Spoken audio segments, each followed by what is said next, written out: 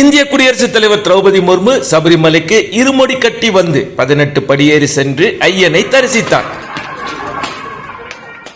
இது நடந்து 2 நாளாச்சு தம்பி. இப்ப வந்து சொல்றிய நீ லேட்டு அப்படின்னு சொல்றீங்களா? கேளுங்க. இந்தியாவின் நீண்ட செக்குலர் வரலாற்றில் இதுவரை பதவி வகித்த 15 குடியரசுத் தலைவர்களில் சபரிமலைக்கு வந்த 2வது குடியரசுத் தலைவர் இவர். ஆச்சரியமா இருக்கா? நம்ம செக்குலர் இந்தியாவில் சபரிமலைக்கு வந்த 2வது பிரசிடென்ட் இவர்தான் என்பது மிக மிக ஆச்சரியமான ஒன்றுதானே. ஆமாம், இதற்கு முன்னாடி ஒரே ஒருவர் குடியரசுத் தலைவர் வி கிரி மட்டும்தான் வந்திருக்கார்.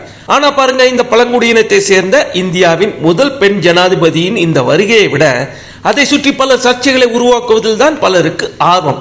குடியரசுத் தலைவரின் ஹெலிகாப்டர் இறங்கிய இடத்தில் ஏற்பட்ட பிரச்சனை தொடங்கி ராஷ்டிரபதி பவன் வெளியிட்ட புகைப்படங்கள் வரை பல சர்ச்சைகள். வந்து சென்ற பின் கோவிலை சுத்தப்படுத்தினார்கள் என்று அன்றாட நடைமுறையை வைத்து வேற ஒரு பிரச்சனையை கிளப்பினார்கள். சாதி பிரச்சனையை உண்டாக்குறாங்களாமா. ஆனால் ஒன்று, நம்ம ஊர்ல நம்பிக்கை உள்ளவங்களுக்கு வாழ்த்து சொல்ற ஒருத்தர் சொன்னாரே, ரம்ஜானுக்கு வாழ்த்து சொன்னால் சிலருக்கு வயிறு எரியும் என்றால் நான் மீண்டும் மீண்டும் சொல்வேன் என்று. அதுபோல பலரோடு வயிறு எரிய இது போல அனைத்து தலைவர்களும் மீண்டும் மீண்டும் இந்து கோவில்களுக்கு வரணும், பலர் வயிறு எரியணும். அதுதான் நம்மளோட ஆசை.